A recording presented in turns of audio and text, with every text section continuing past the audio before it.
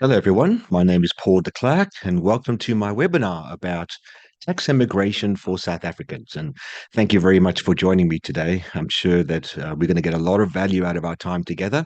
But before I get into it, just very quickly, I want to give some background context here. So, tax immigration can be a very daunting topic and a bit overwhelming, and doesn't help that there's a lot of misinformation out there. But tonight, my goal is to try to make you better informed and so that you can make the right decisions for you. I will get distracted a little bit left and right here as I'm trying to admit more people into the room. So, look, this presentation is going to be jam-packed full of really good up-to-date information, but there's rather a lot to get through. So I'll be speaking rather quickly, though it will all be available on a recording as well, which I will send to everybody. But if you can refer back to it later as much as you like, and just one last thing before I get started. Everyone listening in today will have a slightly different situation to everyone else, right? So your personal situation is unique. And so it's hard for me to give personalized guidance unique to you in a format such as this. But um, I do have the website on the screen there, pauldeclerc.co.nz/Rand Rescue. If you click on that and you contact me, we can organize a free chat without any obligation and we can get into your own personal situation. Okay, let's dive in. So, Paul de Klerk, me, I'm a licensed financial advisor regulated in New Zealand, and I work for the financial advice provider known as de Klerk Business Services. I specialize in things like investments and KiwiSaver, managed funds, wealth management. But for financial immigration and international RAND transfers overseas, I work in partnership with RAND Rescue, and we have offices all around the world, including New Zealand, UK, Malta, America, all over. But nothing in this presentation is intended as personal advice. Again, just feel free to reach out to me. Paul@randgroup.biz is my email, the website below, and I'm happy to answer your own questions. So, just very quickly, who am I? I'm 46 years old, originally from Cape Town. I was born in PE, lived in New Zealand about 18 years. I spent half my time in New Zealand, the other half in Australia, helping in both countries. And I have over 20 years of experience in financial services and financial management, things like this. So, very quickly, most of my time is spent with tax immigration, transferring rands overseas, and KiwiSaver and wealth management. I do have a small component of life insurance and wills that I can help New Zealand clients with too. So, if that's something you need, feel free to reach out to me. It's a very small part of what I do, though. Okay, now let's get into the meat and potatoes. What is tax immigration? So, a few years ago, well, decades ago now, South Africa moved from a source-based to a residence-based tax system. Right. So this means that South African tax residents, they are now subject to tax on worldwide income. So source-based, that just means where was the money being sourced, and residence-based means now where do you live? Where are you a tax resident of? So non-tax residents, you only will pay tax on income sourced in South Africa. And so tax immigration from SARS refers to the formal process by which South African citizens you officially end your tax residency in South Africa, and it does not affect your actual South African citizenship, though. That is a completely different thing. So it's a very common question I get about that. But now, a lot of people might be familiar about financial immigration and would have heard that word before. How is that different to tax immigration? It is different. So, tax immigration is the new process, right? It's different to the old financial immigration process. Now, before the 1st of March 2021, financial immigration referred to a process conducted through the Reserve Bank, right? It allowed you to change your status with the Reserve Bank from resident to non-resident. Why? For exchange control purposes. People wanted to transfer their rands overseas. And so the purpose was not so much about tax residency, it was about currency control. But since the 1st of March, now after that date, the focus has now shifted to tax immigration. Now, this is about ending your tax residency with SARS, not the Reserve Bank with the revenue services. So the purpose is to cut ties with South Africa, and then you ensure your worldwide income is not taxed anymore now that you live abroad.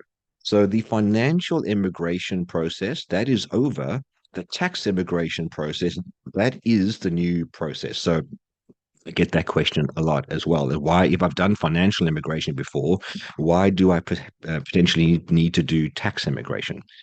Okay, now why tax immigration matters. Now, it's relevant for people who have permanently moved abroad and no longer meet the criteria to be considered tax residents of South Africa. So now, your global income taxation. Now, South Africa taxes its residents on their worldwide income, much like the Americans do as well, and many other countries do.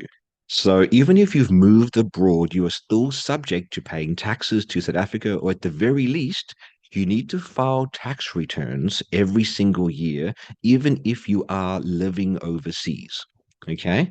Now, by ending your tax residency, you limit your South African tax obligations. How? Well, you limit it only to income that is now sourced within South Africa. So even if you've tax emigrated, you might still have certain things that are earning you money, income in South Africa. That could be a rental income from property. That could be all sorts of things. Maybe you have a savings account that's earning interest, things like this. Okay. Now, what are the five benefits, though, of tax immigration? So many people wonder if it's even necessary to do it. There's so much information and scaremongering. I just wanted to get down to the facts and so share some of the benefits so that I could just put the record straight for you. Now, number one, cashing in your retirement annuity early. Yeah. So you can cash in your retirement annuities and move the money to your new home country. And this is probably the main reason. It's not the only one, but the main reason why people choose to complete some tax immigration process. So even if you are under 55 years of age, you can surrender your retirement annuities and get the money paid in cash to your bank account in New Zealand or Australia or wherever you're living, America, Canada, the UK. And so we will help you through that entire process and get that money even transferred from that bank to your New Zealand or Australian account. Now, the current rules stipulate that you need to have 3 years of tax residency in another country before being able to surrender your retirement annuity. Right. So previously, this could be done as soon as you were registered as a taxpayer in another country, but not so much anymore. So 3 years of tax residency in a foreign country, and then that helps go along greatly to qualify to do this. Now, number two, what's the second benefit? Accessing an inheritance from South Africa. That's a big one that we get a lot. So if you no longer have a green ID book, you can't simply go back to and open a bank account in South Africa from overseas to receive that inheritance. So in order to receive a payout from an inheritance, you need to complete the tax immigration process, which then allows you to open a non-resident account in South Africa to receive your inheritance monies. All right. Now, note that while this is not required, right, if there is a bank involved with as the capacity of the executor of the estate, somebody's died and they've appointed a bank as the executor of the estate, then the bank often demands proof of tax immigration before they will agree to pay out your inheritance. This is one of those things to be aware of if ever you're getting inheritance monies coming your way in the future. Now, what's the third benefit? Cutting all ties with the South African Revenue Service. So even if you've left South Africa, you do still need to complete and file your annual tax returns with SARS. And the penalties can be applied if we don't do this, right? So if you complete tax immigration from South Africa, you're now cutting all ties with SARS as your financial affairs in South Africa are deemed to be concluded, right? No more. So after the process is complete, you just file one final tax return in South Africa, and then you're done. You're for good. You're off to go. It's the races. Fourth benefit: to avoid further devaluation of your retirement funds. This is rather a biggie that sometimes people don't think of, but it's an important one. So if you take a look at the long-term history of the rand versus the New Zealand or Australian dollar levels, right, it shows an obvious downtrend in value for the rand. So back in 2008, the rand was sitting at around 6 rand to the Aussie dollar. Today, it's over 11. So in just 10 years, right, just a bit over, the value of the rand is almost halved in that time. So while you can't predict the future, if we look at the past and then we can try to predict the future, It's not looking good for long-term gains in terms of your rand value. So if you have annuities and investments and things like this in South Africa, in South African rands, you're building a new life overseas, in Australia, in New Zealand, in the UK, those rands will probably not perform in a way that would be consistent with what you might need in that new country. And the value of the dollar and the New Zealand dollar would likely be better than your South African rand. So cashing in your policies and your assets now, that could mean you get more bang for your buck compared to waiting until they mature in 10 or 20 years, however long it is till you till you retire. Last one. What's the fifth benefit of tax immigration? To avoid any potential future income tax on your foreign income. So this is what we were talking about earlier. So with these changes to the expat rules in South Africa, so if you are working outside South Africa and you earn under 1.25 million rands, but in your local currency. So in New Zealand, it's $125,000 a year, roughly, right? Well, then you will not have to pay any income tax to SARS if you earn under that threshold. Okay.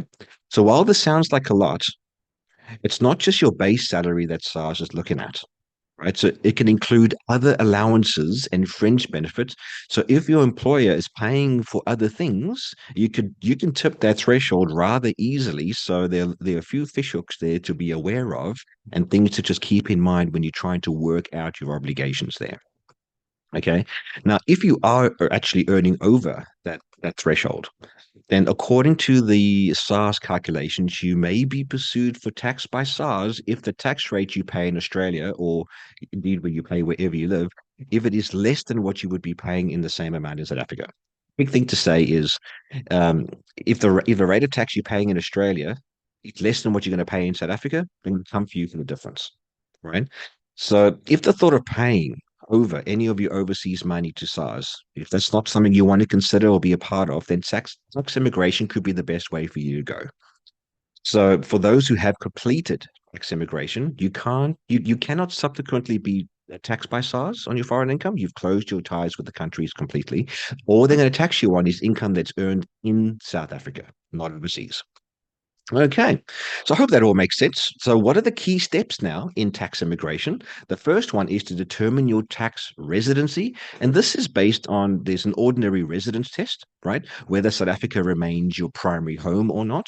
I think for most people in the room here, that's probably a no, right? So, you probably would describe you pretty well. It's no longer your primary home.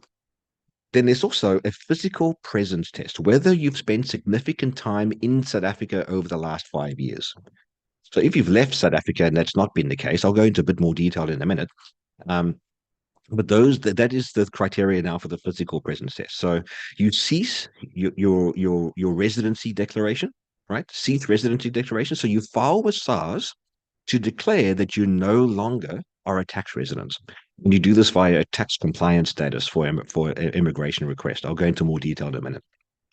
So, what are the time requirements for the physical presence test? This is a question I get a lot. So, to meet the minimum requirements for the physical presence test and then be considered a tax resident, you must be physically present in South Africa for 91 days or more during the current financial year.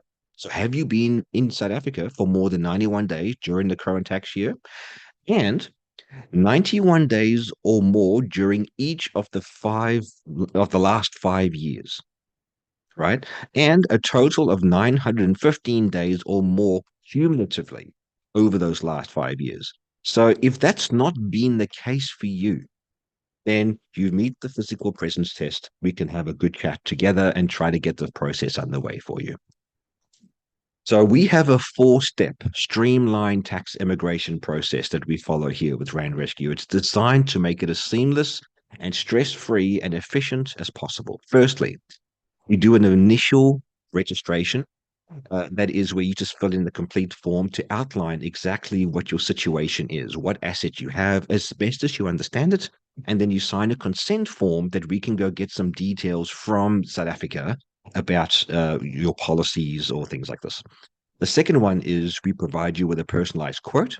So everyone's quote can be slightly different because it just depends on the situation that you are in. So I'll provide you with a personalized quote and have a good chat about that, which if you then accept the quote, Then we'll go through the application process, and then we'll complete the process together. It's just a very quick four-step.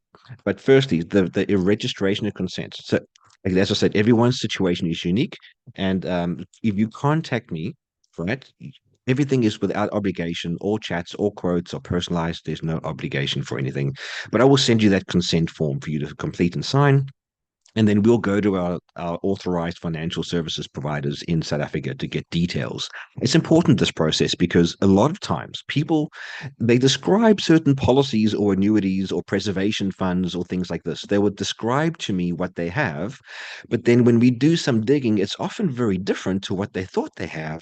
And so this is a very important step to make sure that we know exactly what we're dealing with before we start the process. So after I get the information back from South Africa, we'll tailor your quote specifically to you, and it depends on the complexity of your investment structures and your own circumstances. Second step, I'll provide you the quote, which you can then accept or reject, or it's up to you. But then to accept it, I just give you a comprehensive questionnaire which enables us to complete your paperwork and compile a list of required supporting documents. So the questionnaire just lets us put more information together. This is all designed to make sure that the process is going to be correct the first time. Right, we are dealing with a government bureaucracy in SARS and South Africa, and we all know how quick and efficient they can be. So we're doing everything we possibly can to make sure the process gets done right the very first time. So getting this information correct up front and spending a bit of time in it is critical to make sure we get your money out as quickly as possible. Number three, the application stage. So once you complete these forms and you send them together, you've accepted your quote, and now you completed those initial forms, and you provide us with the supporting documents, we will begin processing your application through our partners, right? And so we have partners in South Africa all over the place. We have tax practitioners and relevant policy assurers as well that we'll go to make sure everything's correct. And so we'll get this process started for you. Lastly, the completion. So once your funds have now been cashed in, it's been transferred to your international bank account, we'll send the relevant documents confirming everything and then get you deregistered from SARS. Alrighty, some important considerations from here. What is an AIT? Approval International Transfer. So when completing tax immigration from South Africa and you transferring your funds abroad, part of the process will include applying for an AIT from SARS. You used to call this a immigration tax clearance. All right. So that is part of the process that we need to do to get the money out. Then another consideration, changing your tax residency statuses and capital gains tax. Now, changing tax residency, it may hold certain tax implications for you in South Africa. So the adjustment will influence the way your returns are assessed in the future. And depending on the nature of the assets and where they are, their location, the year in which your tax residency is now changed, I'm sorry, you now become a non-resident. The year that that happens could entail the potential deemed capital gains tax disposal, right? If that doesn't make sense right now, we'll get into more details about that during our call together, and I can explain more. Bit of a complex situation, but we will get into those considerations. And how long does tax immigration take? Typically takes 6 months, starting from when you complete your application forms and you send it to us and you give your supporting documents. Sometimes there may be some delays at SARS or with the policy issuers, especially around holiday periods, can happen. And so, what happens once I've received my funds? Consideration. So, once you've received your funds, all relevant completion documents, we send it to you.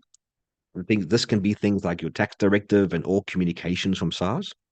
So if you've received any taxable funds as part of the process, we will complete one last final tax return, after which we apply it to deregister you from SARS. Okay, so that's the bulk of what I think we should get into here. I did promise we'll try to keep to a 20-minute time schedule. So next steps from here, contact me because I'm sure you're going to have questions and I'm sure you're going to have a personal situation to consider. So contact me for a free, no obligation call or meeting about your situation. Again, there's my website. Just paul.declerc.co.nz/Rand Rescue, or you can email me. This is my international number. Text me as well if you need any assistance. I'll just go to this website for a moment so you can see how it looks. So just scroll down and you'll see a quick form where you can just give me your name and numbers and knowing how to contact you. Just let me know what you need. Are you doing tax immigration, some sort of a policy surrender, inheritance, or are you just merely wanting to transfer rands overseas? It does help me as well if you just give me a bit of context, a description, a paragraph or two, just explaining what it is that you need, and we can help further from there. If you need to book a meeting with me in my website, there's a link to my diary. Book an online meeting. You'll find I'm not very hard to reach at all, and I'm very good at making sure that I can be there exactly when you need me to be. So if you click on that link to book an online meeting, my diary will open when it's done thinking about it. Just busy loading up my website here. What will happen is my calendar will open up here for you. You can be able to go in and just choose a day and time that suits you best, right? Taking a while to load up here, but it will come in the end, hopefully. Anyway, you'll see it will come there. You just book an online meeting, choose a day and time that works for you, and Eviaz will do a good call from there. All right. Oh, starting to load up there. Thank you, guys. That is it from me. I really look forward to hearing from you personally. Really, if you have any questions or anything you need to know more of, flick me an email, send me a text, go to the website, just contact me, book in a call. I'll be here for you guys. And sorry we can't do an open Q&A call tonight, just because there are that many people in the room, and very often it's very personal information that people wanting to share that I can't answer publicly in order to protect privacy. Okay, guys. Well, let me know what you think as well. Hoping to hear from you soon. Thank you. Take care.